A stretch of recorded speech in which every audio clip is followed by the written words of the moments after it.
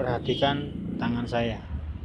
Saya akan mengeluarkan bunyi dari tangan saya. Perhatikan ya. Ini bukan suara iseng, cuman ini suara tulang yang ada di tangan. Perhatikan. Mungkin Anda bisa mencobanya.